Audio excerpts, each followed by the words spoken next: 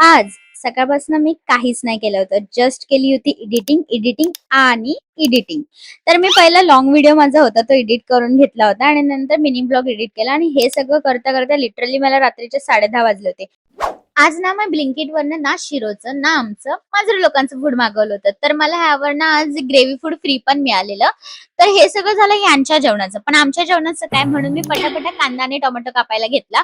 पण मला ना मनात विचार येत होता, की मी पटकन Zomato ऑर्डर केलं होतं. पण नंतर असा विचार आला, की ते येईपर्यंत माझं जेवण पण बनून होईल. सो मी पटापटा बनवायला घेतलं. पण काय बनवायला घेतलं हे तर मी तुम्हाला सांगितलंच नाही. तर आज मी बनवते अंडू. तर चला पटापट रेसिपी बघूया. तर मी ना पहिला तेलात हा कांदा गोल्डन ब्राउन फ्राय करून घेते आणि मग टोमॅटो टाकून त्याच्यात थोडं मीठ टाकते कारण की टोमॅटो पटकन शिजायला. मग आलं लसूणची पेस्ट टाकते आणि आपल्या घरातले सगळे मसाले जे काय असतात ते टाकून घेते आणि मग माझा सगळ्यात फेवरेट तो म्हणजे चिकन मसाला, कारण की अंडूला ना चिकन मसाल्याने मस्तच टेस्ट येते. आणि मी थोडंसं पाणी पण टाकलं होतं कारण की मसाला जळायला नको आणि तिखट वाटण्यासाठी 4-5 हिरव्या मिरच्या आणि मग एक एक अंडू सगळे सोडून घेतले आणि हे ना आपल्याला वाफेवर शिजवायचंय. म्हणून मी ह्याच्यावर एक झाकण ठेवून घेतलं आणि साइड बाय साइड मी भाकरीची पण तयारी करत होती. आणि तोपर्यंत आपलं अंडू पण बनून रेडी होतं.